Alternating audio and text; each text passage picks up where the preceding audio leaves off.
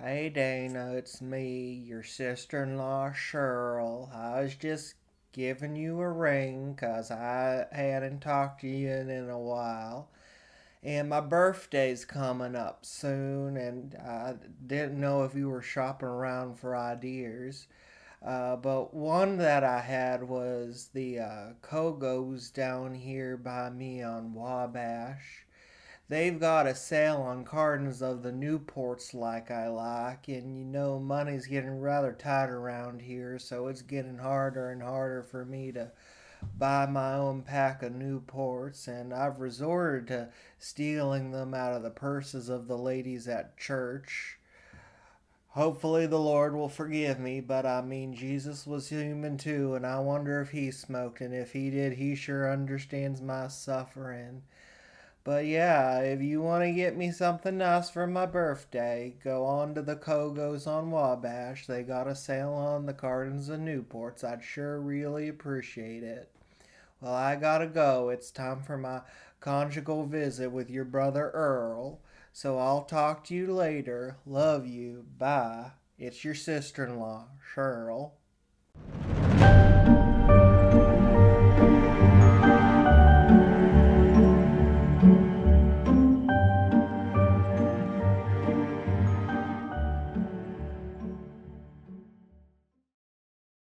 And welcome back to another episode of Crips and Corks. I'm your host DJ, and I am a human fortune cookie.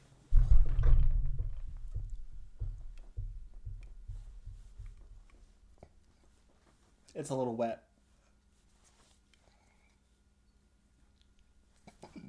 And it's going to be a great show. Along with my co-host. Paul, that 5 o'clock somewhere your parents warned you about. As usual. You were shook. How long were you thinking about doing this fortune cookie bit?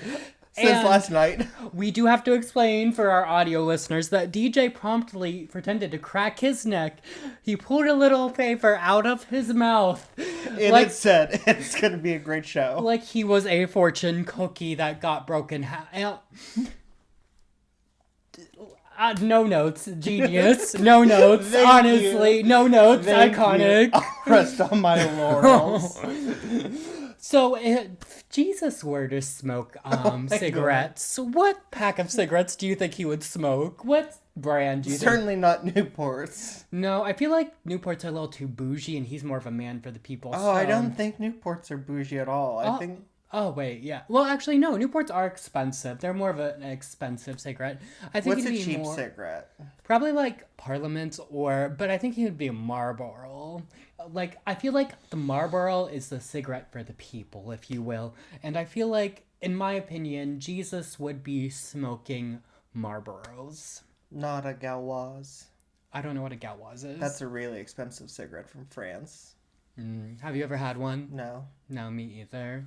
Well, I guess, obviously. You don't smoke. Yeah, and obviously I asked what that was, so obviously I didn't ever have one. No, it's fine. But how was your week?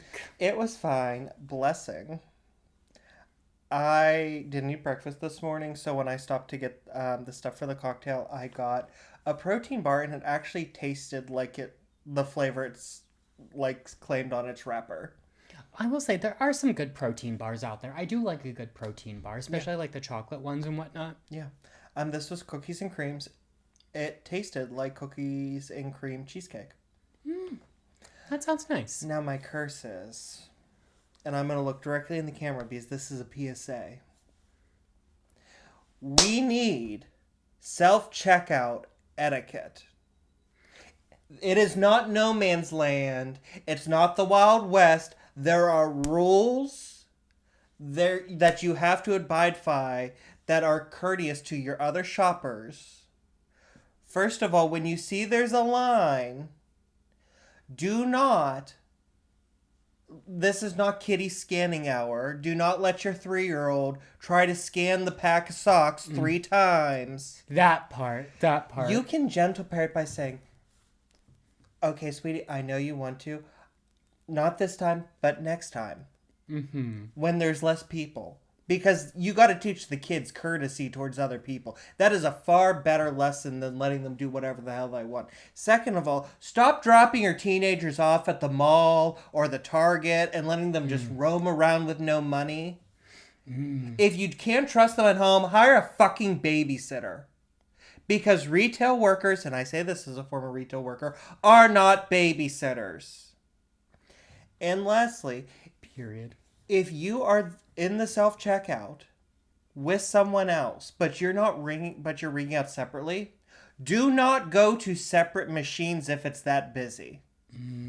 Period. Go together, just stand back, let your friend do her transaction first, and then immediately move in. Because machines are at a premium. You are not making things go faster by taking up two machines, especially if you don't know how to use the fucking plastic bags. Thank you for coming to my TED Talk. Damn, that was a whole Delta Work rant. Like, I'm here for it. And if you don't know, Delta Work, drag queen who talks about things like this on her podcast all the time when it comes to the service industry and stuff. And I completely agree with everything you just said. It's keep your kids at fucking home, okay? Don't bring them out until they're at least 12. I feel like we should have kid cages where until they're 12, they're just in their cage at home. Bring back... You didn't grow up around giant eagles. When I was growing up, giant eagles had what was called the eagle's nest. Mm-hmm. And it was daycare that you would put your kids into while you shopped, and you'd pick them up at the end. Yeah. See, I'd do that. I wouldn't... Okay, I take that back. I would not put my kid in there because I feel like that's just a breeding ground for that kid to get snatched, okay? It's kind of like those play places at the mall. You see that random weirdo sitting alone, okay? It's just a breeding ground for those weirdos, okay? So I would not put my kid there. Okay, another rant. The play places at the mall, they're so fucking lame anymore. Oh, yeah. When I was little, Loser material. they were elaborate. Like the one at the mall by me. It had all these things that you could crawl over that were shaped like the different bridges. It had a carpet that was the different rivers. And it had the neighborhoods of the city marked out. It had these spinny things with like fun facts about different famous Pittsburghers. It was just fun. And now it's just like all this like industrial plastic abstract art. Yes, it's so weird. And it's like... all playgrounds. Did you ever grow up with the playgrounds that were like the wooden castles? Oh, yeah, for sure. And they're tearing them out and they're replacing them with these generic mass-produced industrial plastic and like steel. Right. It's bring back the joy and whimsy. Right, and where is a kid supposed to learn about splinters, okay? If you take away these things, like wood, like splinterly wood, the real hot slides you're gonna get burned on, it's a life lesson. You know, it's just, when I was growing up, I always taught that, like, if I did something wrong and got hurt because of it, I had to take responsibility. Or if my parents were supposed to be watching me and they weren't and I got hurt, they took responsibility. But parents nowadays, and yes, if you're one of these, you may be one of these, so listen. And if you're not, you may know one of these, so tell them to listen. Take fucking responsibility for your child. You took the condom off. You stopped taking the pill. You had the little crotch goblin. Now you're responsible for it. So if you're supposed to be watching the kid and the kid falls, no, it's not the playground's fault. The kid just fell. They do that. I do it 100 times a day and I'm nearly 30 fucking years old. It's your fault you weren't watching the child. And if you can't take responsibility, then maybe you shouldn't have that child. I said what I said, and I'm going to stand by that. Period. Anyways, how was your week? Well, I feel like that ran a little long, so I'm willing to donate my week to that rant. And I no, feel no, like, please go. Like, my episode's not that long. My notes aren't that long. Well, my blessing and curse is basically having too much information from the internet, okay? Well, it's more of a curse and everything. We kind of live in the information age, right? Where if you have the littlest abnormality, a little... malaise. Yeah, a little cold. Maybe you got a little weird something, which happened to me this week. I had a weird thing on the roof of my mouth, so I'm like, oh God, I'm freaking out. I'm like Googling, like, what does a normal roof of your mouth look like? And I'm looking with my phone light at the roof of my mouth and, like, all this thing. And I go to the dentist today. It's a bone. A bone that's already there. Apparently, I burnt the roof of my mouth. And apparently, sometimes, like, when you burn the roof of your mouth, right? Your tongue starts to notice those bones that it didn't notice before. So all week I'm freaking out. I must have burnt the roof of my mouth or something. Knowing me, I get a little excited. I don't like to wait for food to cool down, as you might imagine. And I injured the roof of my mouth, and that caused my tongue to notice bones that were there and freak out. Now, luckily, I was a little overdue for my teeth cleaning, okay, because I was supposed to go when I got back from Iceland. But, she got a little sick and had to cancel that appointment, so I was already a little due. So, moral of the story is, information on the internet will have you freaking out, okay? If you have something wrong with you, don't start Googling shit until you get to the doctor, okay? Take it from me, because I was freaking out all week. Take it from me. Don't start Googling things until you get to the doctor. That is my, week for you. Okay. Well, it sounds like we both need a drink after that. Yes, let's get into it. So we're doing a cocktail this week. Period. And we're doing the iconic Sleepy Girl mocktail with a twist. Okay. So you start with tart cherry juice. You can get this at the grocery store. Ooh. Store-bought is fine. If you can't raise it from the depths of hell, store-bought is fine. Yeah, Ina Garden. I'm even kind of dressed like Ina Garden today. You kind of are, actually. So you start, we're going to do... Yeah. Okay, period. That's fun. Ashmerper. Do it for me. Damn, girl, you piss loud as fuck. It sounds like you're Jesus. frying chicken in there. Jesus. That's one of my favorite memes. And you're going to top it off with either sparkling water or a probiotic soda. I chose the Poppy Cherry Limeade. I figured the cherry is going to blend in really nice with the tart cherry, and the lime... You think the cherry's going to blend in well with the cherry? Well, I got it mostly because I didn't want a flavor that was going to clash. Mm-hmm. So cherry's obviously not going to clash with cherry, and lime does go really well with cherry. Period. So you're just going to do a splash. 2 shots of vodka. Get it nice and sparkling. She's sparkling. And now, if you're doing the traditional recipe, you're going to add a scoop of magnesium powder. But if you're a raging insomniac like me, sometimes that magnesium powder just doesn't work. So that's where I get my secret ingredient. Vodka. Period. Get into it. And then you just want to do 2 shots.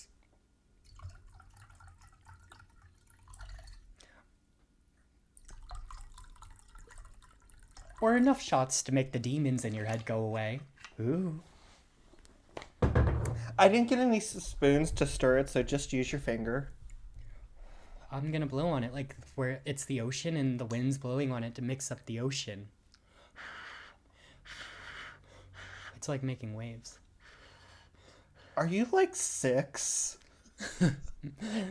That was No, the most little kid thing I've heard out of your mouth. I just like science and maritime culture. You're welcome. Stop stealing my shtick. Anyways, cheers. Cheers.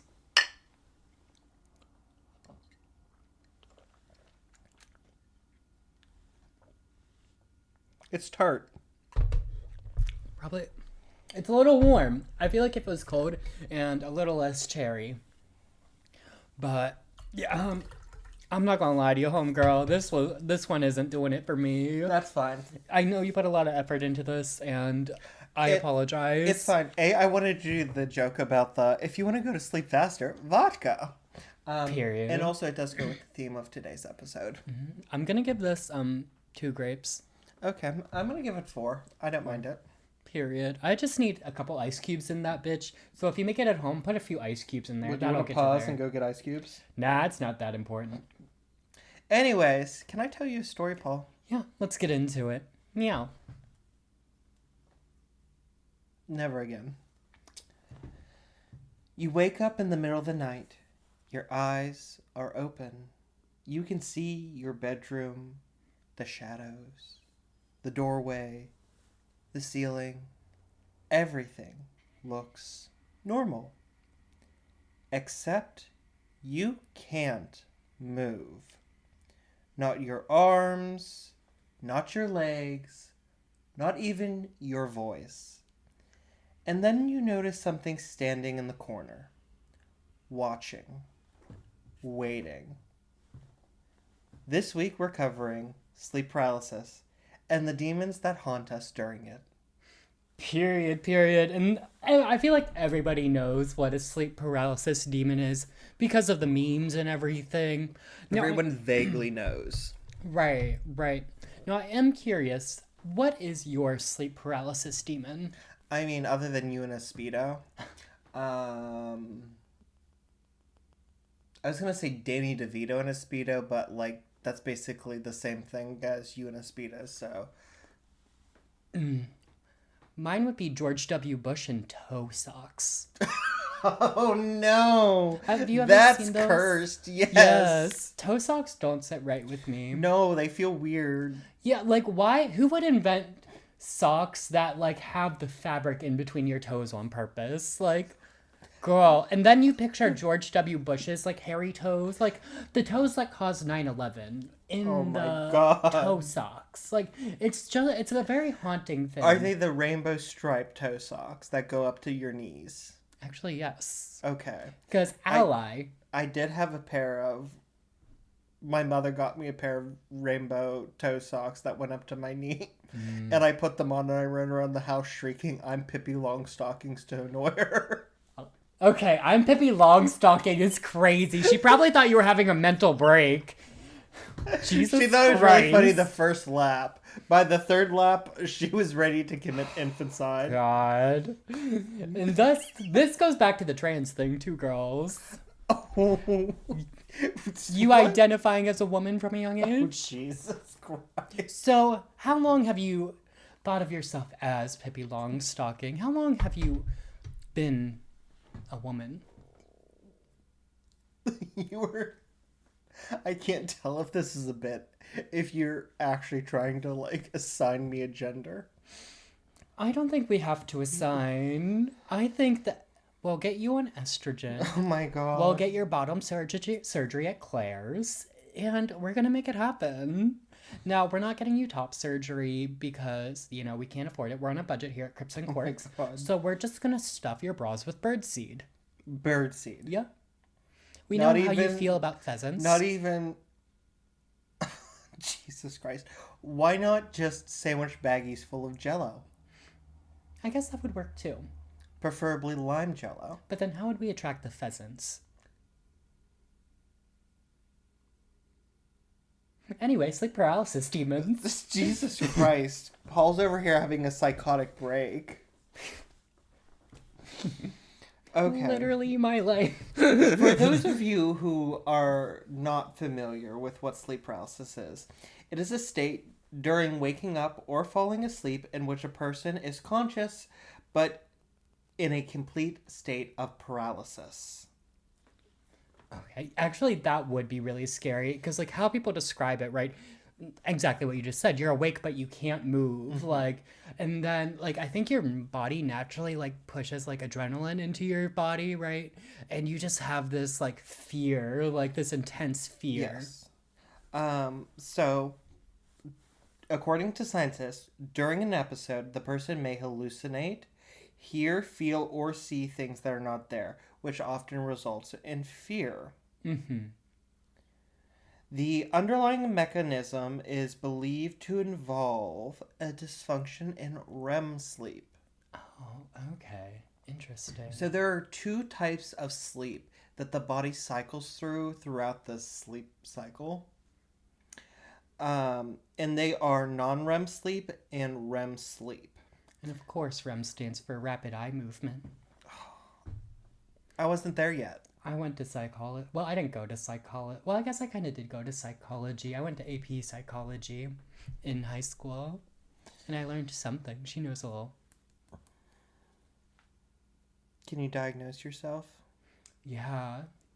I'm crazy. I'm in too deep. I'm so excited. Go ahead.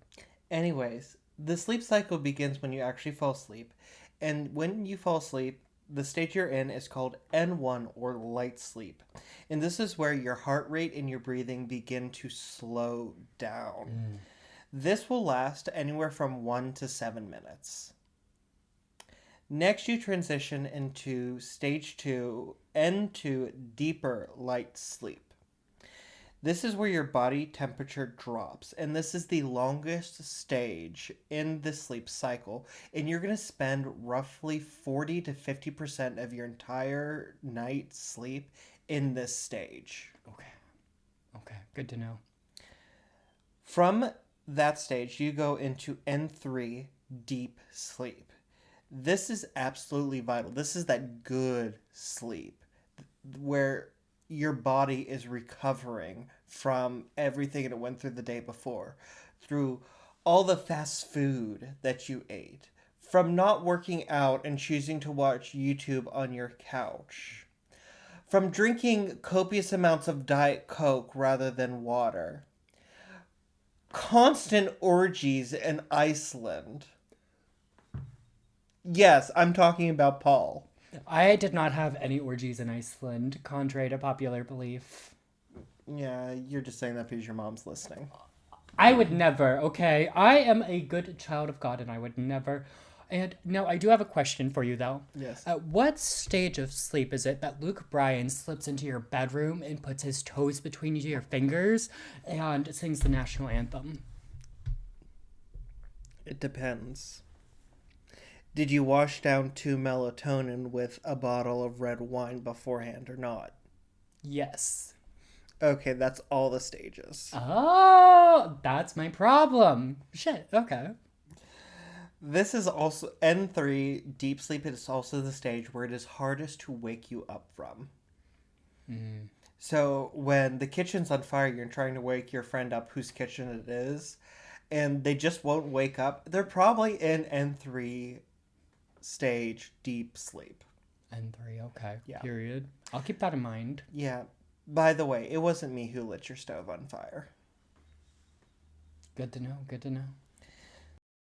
Once we've gone through the 3 stages of non-REM sleep, we do enter the REM stage. As Paul mentioned earlier, REM stands for rapid eye movement, which is one of the main characteristics of this sleep stage.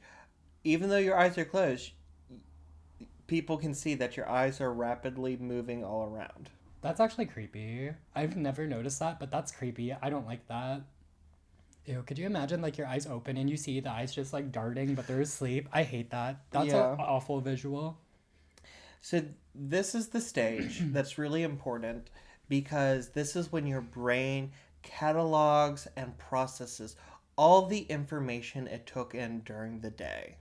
Every conversation, everything you've seen, anything you've read, anything you heard, all of this is being processed during rapid eye movement. Okay. So I wonder if your eyes are moving rapidly because like you're doing like a little scan in your brain. Maybe. I like that thought.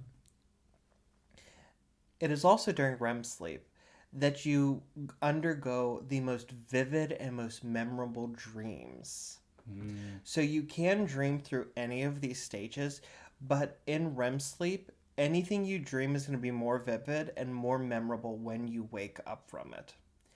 And because of that, during REM sleep, your brain puts your body into a temporary state of paralysis called sleep atonia. And this is to prevent your body from acting out the dreams while you're unconscious. Otherwise, you would just have Paul trying to fight the Watcher. Actually, that's kind of funny you like say that because like I had like kind of like a similar experience. I wasn't moving. I had last weekend one of my friends was staying over. And we were both like on the couch and I was like asleep and I was having a nightmare and like I started like screaming because there was a ghost or whatever and like he actually heard me screaming, like I was actually screaming and he like woke me up and I was like, oh, I am so sorry. Okay, so you were probably in stage N3 deep sleep because that is the stage where it's most likely for you to have nightmares, night terrors, and sleepwalking. Okay. And so since you were actually able to scream out, Yeah. I think it was N3. Now, I'm not asleep. Trust me, I got this from WebMD in the Mayo Clinic online. Clock the sources. So, like, so Paul and I were both on WebMD this week. I was researching a topic for the podcast. Paul was trying to determine if he had mouth cancer. Yes, yes. Two very different, both very scary things. Now, I want to bring back to something I said before. This is a cycle. So it's not just you're moving from one stage into another, into another, into another, and then you wake up. Mm-hmm. You're going to constantly oscillate through these stages all night. And 1 and 2 and 3 REM, and 1 and 2 and 3 REM. Okay, okay. So all night long, you're just cycling through. In a hoop that never ends. Exactly. But this cycle can fail. And that is probably where sleep paralysis comes from, scientifically speaking. If you wake up straight from REM sleep before the sleep intonia stopped, which means your mind is awake, but your body is still asleep. And you're just locked in. That makes sense. That makes sense. That sounds exactly Which like I don't know paralysis. about you, but locked in syndrome, terrifying to me. What's that? It is where you're completely paralyzed head to foot and you can't communicate, but you're fully conscious. And it's a medical condition. Yeah, that would be really scary. That would suck, actually. At that point, honestly, low-key, unpopular opinion, but if it were me, just smother me with a pillow. If I'm not going to have the same life, just smother me with a pillow. Trust me, it's going to take a lot less than that for me to smother you with a pillow. Anyway. That would have been a lot funnier if the chair moving wasn't so loud. I think the chair moving added to it. Okay. While paralyzed, you will not only be unable to move and speak, but also may feel a sensation of severe impending doom, often characterized as a feeling that you are going to die right now. Yeah. And it's just inexplicable. Like, you just feel it. I feel the same way every time I walk into an Old Navy. I feel that way when I think of something embarrassing I did in high school. Mood. You can also feel a suffocating feeling as if something or someone is sitting on top of your chest, suffocating you. You can also experience what are categorized by scientists as auditory or visual hallucinations due to part of the brain still dreaming while the rest of it is conscious. Interesting. So that is science's explanation for sleep paralysis demons. You are mostly awake. Your body is still asleep, and there's part of your brain that is still dreaming. Okay. Which makes sense, because have you ever, like, woke up in the morning, you close your eyes, and you're still awake, but, like, you hear something from a dream? No, I can't say I have. No? Okay. Maybe you just have schizophrenia. Maybe. Who knows?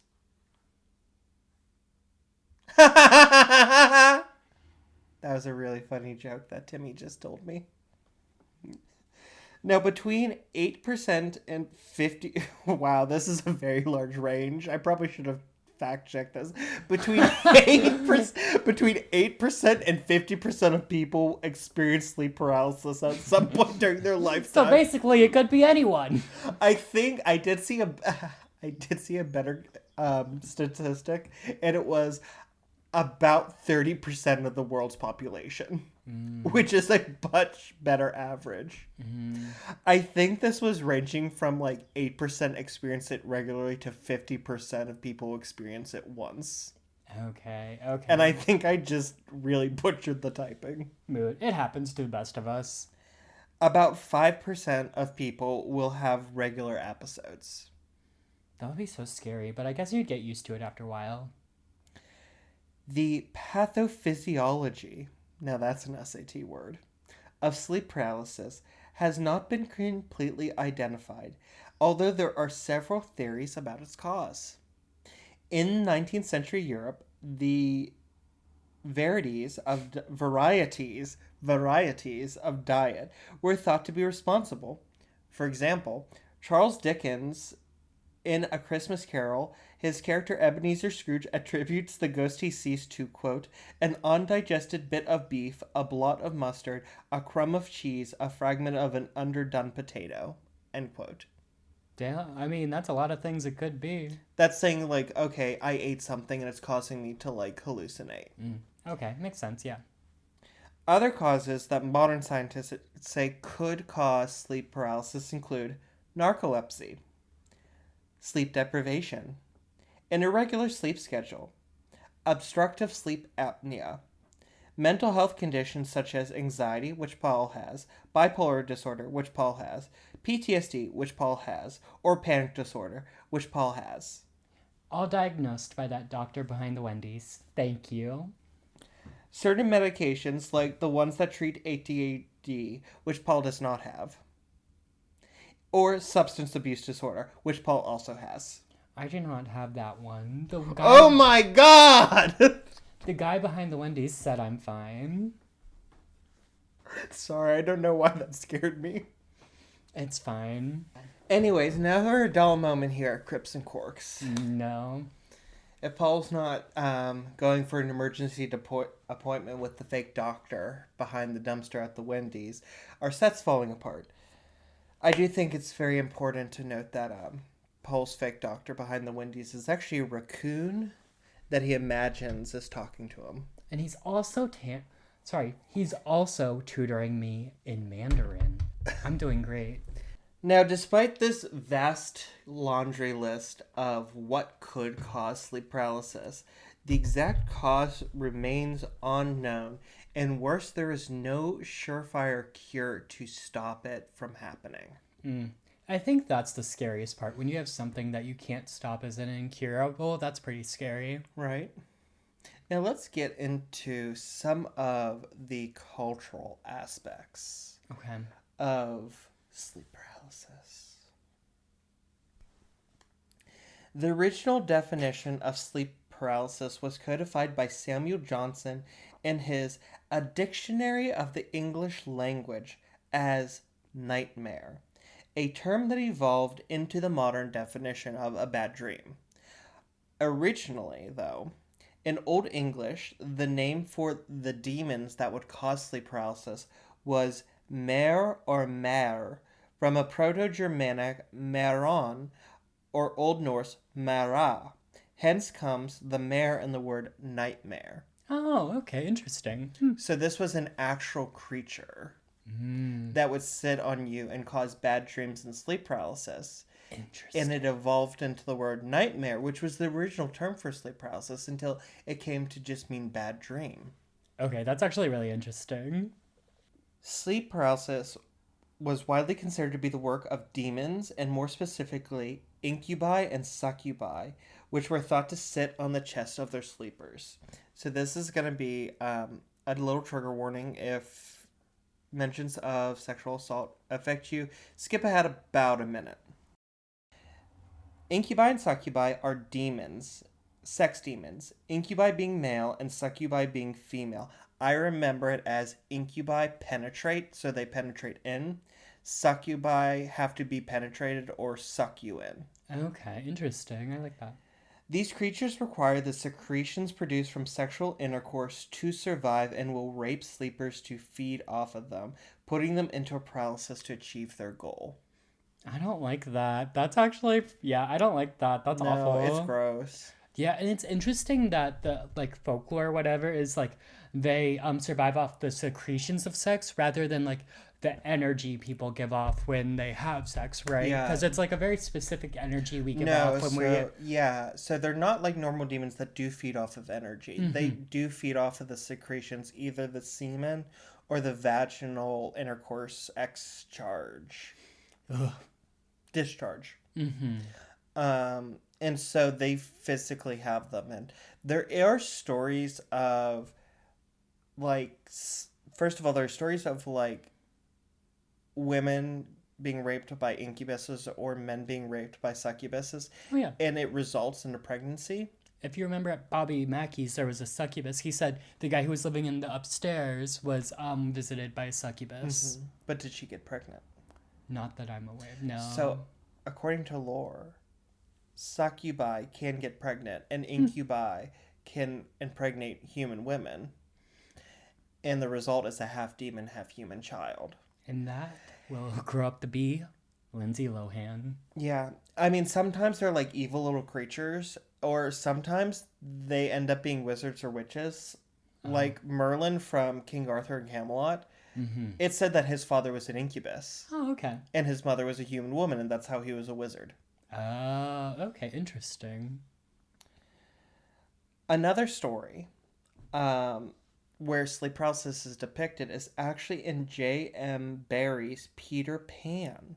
Mm-hmm. He wrote of himself, quote, "In my early childhood, it was a sheet that tried to choke me in the night."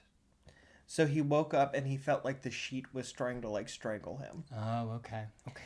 And actually, his Peter Pan stories are filled with what can be interpreted as sleep paralysis attributes, such as Peter's shadow left in the darling children's bedroom that he ends up returning to, much like the shadow people that are often seen during sleep paralysis. The more you know. In another passage, the darling children are dreaming of flying. Quote, "Nothing horrid was visible in the air, yet their progress had become slow and labored, exactly as if they were pushing their way through hostile forces.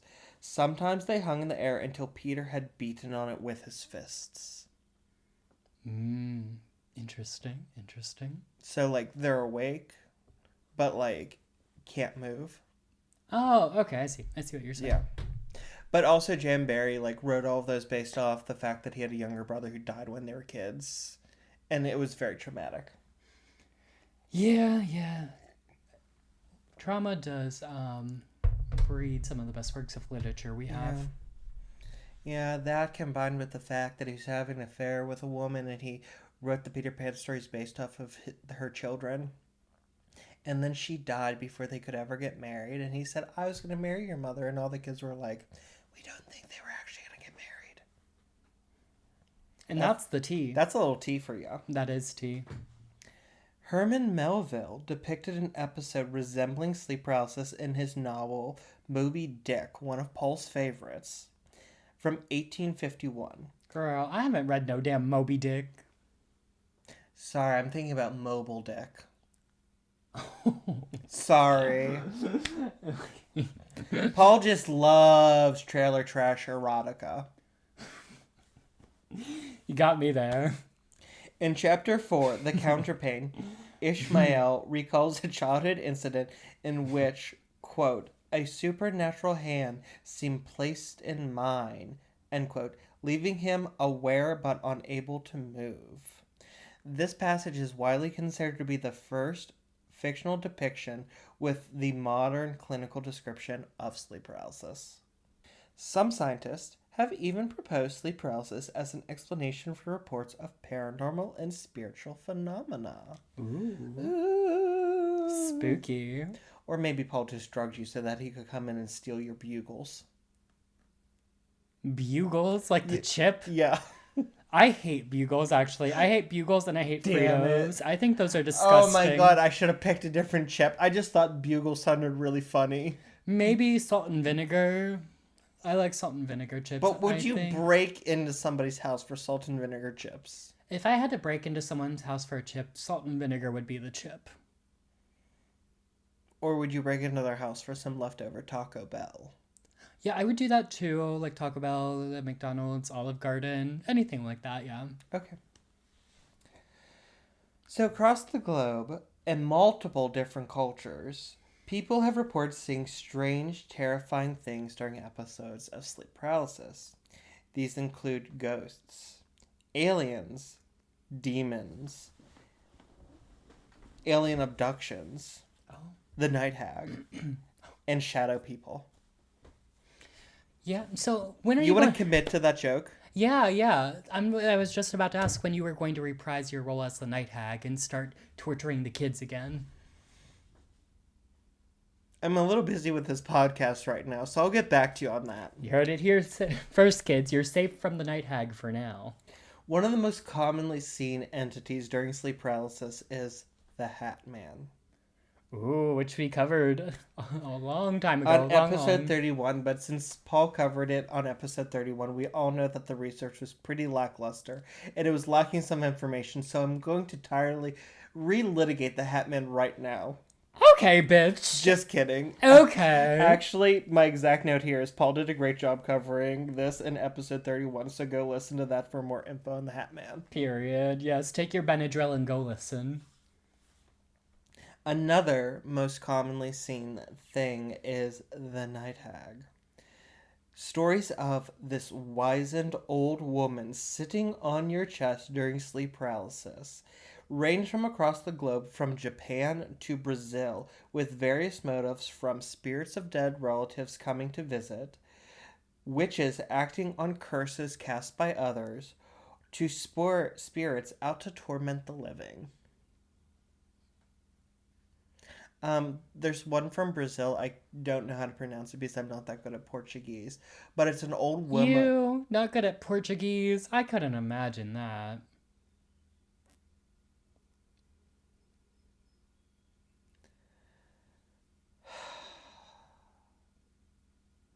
There are stories from Brazil of one of these night hags who's said to live above the roofs, and she will descend to sit on the chest of people who have just had big meals. So I'm sure she visits Paul quite often. What if she's just into scat, and she's trying to get him to get the meal out? She's worried they're constipated. What if she's the shit fairy, and she's just trying to help things along?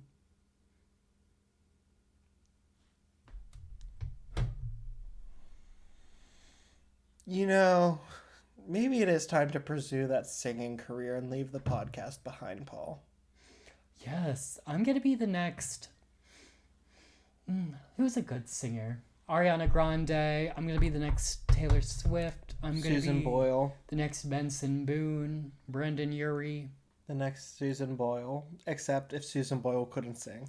Well, I could only be Susan Boyle if you were on stage because I could be Susan and you got the Boyle covered. You're tap dancing on thin ice. Thin ice, Miltonberger. Contemporary interpretations lend to sleep paralysis being a cover used by extraterrestrials during alien abduction. People suffering sleep paralysis wake up with the feeling of dread and see the creatures and report waking up the next morning with vague but vivid memories of being taken aboard alien spacecraft and undergoing medical experimentation such as anal probing, which is something Paul enjoys a little too much for comfort. Okay, jokes aside, I do feel like the alien abduction thing is different from sleep paralysis because I do think if aliens are real, they might have technology that paralyzes us and we wake up when they're abducting us, and it's not... I think sleep paralysis is different than alien abductions, basically, is what I'm getting at. I think sleep paralysis is natural, where abduction is some sort of alien interference. Interesting. Let's get into some stories of sleep paralysis. Quote, "The worst part is when you try to scream to wake your body up and it sounds like a demon has entered your brain." Oh, that's scary. Alice of Man. Spooky. I get sleep paralysis around 2 times per month. The first time being when I was 17. For me, I usually see a large, dark figure standing in the corner of the room. It has horns and red eyes. Occasionally the figure comes and sits on my chest, and I feel like I'm suffocating. Jordan Samper. Okay, that would be really scary. I don't see as much as I feel stuff. I get it sleepy on my back and on my side, but it's worse on my side. I feel stuff crawling up my back or breathing on my neck, but I'm aware I'm experiencing it, so I just try and stay as calm as possible until it passes. I hate that. The feeling of bugs up your back would be... What about breathing? The breathing, I think I could handle more than just like the bugs crawling up your back. Reminds Paul just like home. Just like home. Just like home. That good old COPD wheeze. The emphysema. No one in my family has emphysema. They have asthma, but I've gotten it my whole life. When I was really little, I would see my stuffed animals come to life and bite me, and I could feel it. I hate that. Hate that. I feel like that's more of a dream, but hate that. What if it wasn't? What if the demons were inhabiting Teddy Weddy Bear and Fluffy Muffy Bunny and using them to attack Yeah, I feel like Amber Perez 445? yeah, I feel like that would be like a fucked up Toy Story, and if they haven't made that horror movie yet, they probably should. Anyway, One night, I awoke and looked out of my open bedroom door and saw a gray figure trying to pull the half wall in the hallway out of the ground. And when it noticed me, I got a heavy chest and my legs felt like heavy sandbags. And after a lot of panic, I awoke and my bedroom door was closed and the apartment was empty. was it closed when you went to sleep? Yeah, Interesting. Oh, that's fine then. If it was already closed when you went to sleep, okay. but he woke up and it was open. Oh, okay. See, that's creepy. That would be weird. I had very rare reoccurrences, all pretty random and unrelated. However, I got engaged and bought a house and keep having reoccurring sleep paralysis with the same little girl reoccurring. To my fiance's horror, I usually wake him up telling him to make sure the crying or laughing little girl in the corner is staying with her back to us and facing said corner. Hate that. That's so scary. I hate that. Abigail Walker. Well, good luck, Abigail. What happens if she turns around? I don't think she wants to find out. I wouldn't want to find out. It happened to me once. I was on a long road trip with a friend. We pulled over to rest. She would stay awake while I took a nap. I felt uneasy but fell asleep. I remember there being a demon thing crouching on the hood of the car and I couldn't wake up. When I did wake up, my friend was like, "What the fuck just happened?" That one's not as scary. Katie Puta. Well, there you go, Katie. Thanks for sharing, I guess. Kudos for spilling, sis. I woke up to a human figure standing over me. I tried to scream and flee, but I was unable. It was really scary, and I thought I was permanently paralyzed. Suddenly, the figure started punching my face. I felt the impact and pain. I knew I was going to die. After a while, I screamed, and my mother woke up really startled. The second time was in my bedroom. I was laying on my back, and suddenly my eyes opened to a small clown figurine standing on my chest. That's weird. I tried grabbing it, but I was unable to move. Then I started getting really scared. The figurine grabbed a metal wire and began wrapping around my neck. I was choking and trying to gasp for air. When I was finally out of air, I woke up scared and confused. Gabriella Villageson. That would be scary for sure. That's giving more dream hallucination, whatever, but I don't know. Maybe Jeremy one night when you sleep on the couch is gonna sleep paralyze you and try to choke you with his battery wires. you know what, you're right. Let's get rid of him just in case. It's okay, we still have family. I was thinking of Stanley. We'll get rid of Stanley first and make Why? sure. Stanley's not gonna choke you with batteries. You don't know that. I mean, he has the evil grin on his face. But he doesn't have batteries. Yeah. Stanley's just ugly. So, yeah. Let's get the ugly one out of here first. The useless one. Is that what your mom said about you growing up? Yes. And I firmly stand by it. I woke up and I could see everything sort of sliding in across something sort of sliding in across the ceiling from the direction of the bathroom. Eventually I could make out an old woman's face with an enormous grin, the kind where you can see the person's teeth. They were normal teeth, but there were way too many of them. She eventually settled in the corner of my room. up on the ceiling like a giant spider. At the same time, it felt like a weight had settled on my bed, pinning me in place.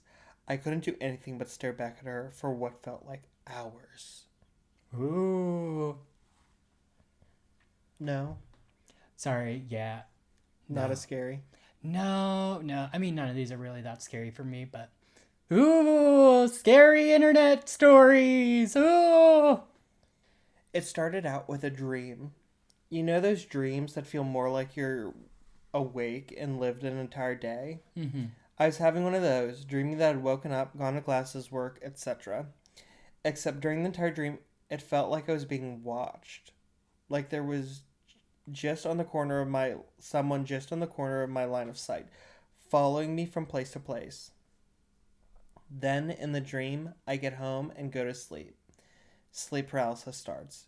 I hear banging from my front door, like someone's trying to break in, before a louder sound that felt like the front door was torn off its hinges. Then I hear the sound of things being dragged around as if somebody decided the quickest way around the living room was by literally throwing the couch and table out of the way. As they're getting to the corridor that leads to my room, I can hear heavy steps and heavy breathing. Through all that, I'm trying to stand up and move, but I can barely breathe.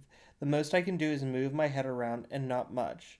Then something kicked my door once, twice, and it gives. I can't even see what it was, just a tall shape in the dark room. It gets inside and comes closer and closer, and I wake up, jumping and punching at nothing, falling out of bed panting. Period. Yeah, that would be interesting. That's Definitely crazy how scary. it started like as a dream. Mm-hmm.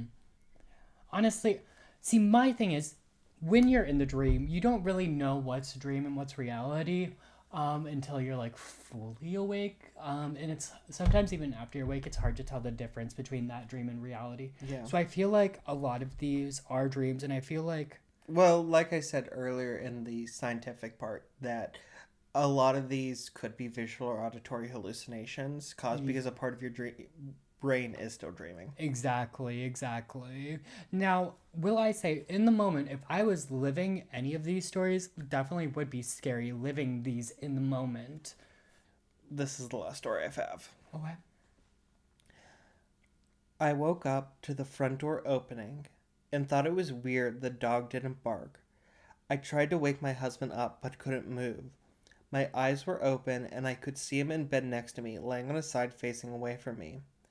But I couldn't move or speak to get his attention. I heard the rustle of blue jeans rubbing together as someone walked through the living room into the kitchen.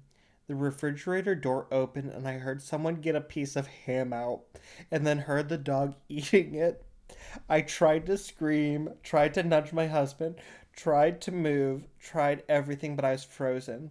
I somehow knew that my husband was dead. Not sure why or how, but I knew he wasn't alive. I heard the heavy footsteps of boots coming towards the bedroom, so I closed my eyes and pretended to be asleep, all while still trying to reach out and touch my husband. I figured out it was a man. He came around the foot of the bed to my side, and even though I couldn't turn and look, I knew he was there. I kept my eyes closed and tried not to let him see the tears. Then he leaned down over me. I can still smell the alcohol in his breath as he leaned up to my ear and said, "Honey, he is already gone, and you're next." Okay, that one's like interesting. That's scary. That one's interesting. The ham part did nearly send me on a fit of laughter. The ham How part. did she know it was a piece of ham? Listen, homegirl knows the sound of ham from a mile away, okay? She knows what ham, she knows what it sounds like when her dog's chomping on that ham, okay? She's got that shit memorized. It's carved into her brain. Girl, no. See, like I keep saying, what's interesting for me, though, about sleep paralysis is when you're in that state, I feel like you're still in a twilight state, right? And I feel like it's like could definitely be like hallucinations and stuff. Wait, in what kind of state? Twilight. Bella, I'm gonna kill myself. where have you been, Loca? But in all seriousness, yeah, that's what's hard for me to make this seem more paranormal, right? Because when you're in that altered state, it's hard. But then also, you could go back to the dream thing. What are dreams really? Because there's tons of theories about dreams, like you're actually going, your soul's going into another world or whatever, or like, so maybe it is like actual beings you're interacting with in that dream state, which would be scary. And like the stories of people having like the same recurring characters, maybe it could be like a demon haunting them, and it comes to them in that twilight state because that's when we connect most with the spirit world, maybe. Well, we'll find out because apparently, once you learn about sleep paralysis, you're more likely to encounter it. Right, right. So I hope you get sleep paralysis tonight, and so you can report back next week. Period, period. And if I get sleep paralysis, I definitely will report back next week. Also, one thing I do want to bring up too is like all the celebrities who report it. It is a common thing amongst celebrities too. Or maybe it's just like the influencers I watch That's or whatever. just the cocaine use in Hollywood. Maybe, who knows? But I don't know. I think it's interesting, like the celebrities who report seeing it as well and everything. The ones that are coming to mind are like YouTubers and stuff. Like one YouTuber in particular, I won't say his name, reported seeing like getting sleep paralysis all the time and seeing demons and like angels and things like that. So I think that's really interesting. And he's not like necessarily a paranormal YouTuber or anything. He's just like, And did the angels look like Troye Sivan in a jockstrap? unfortunately not. Hmm. I think Then they weren't real angels. I think Trisha Paytas too has had sleep paralysis and talked about it before. That tracks. Yeah. So Talk about like something you ate causing it. see all those mukbangs homegirl be doing for sure. Yeah, but I guess my wrap up of sleep paralysis, in my opinion, I'm not completely convinced, but maybe. Yeah, as I was doing this, I found out that the science of it was far scarier than any story that I encountered. Yeah, yeah, for sure, for sure. But hey, if it's actually like demons or something in the paranormal world, that would be spooky. So if you ever get sleep paralysis, let us know down below. Please do. And be sure to like, follow, subscribe, comment down below wherever you're listening. Please like us on all of our social medias. Paul, where can they find you? You can find me on my personal Instagram and TikTok at Paulember, Paulember. And as usual, it's not delivery, it's DiGiorno. And if you'd like to follow me, you can do so at The Real Deej Powers on TikTok and on Instagram. Until next time, keep your grips tight. And your corks loose. Bye.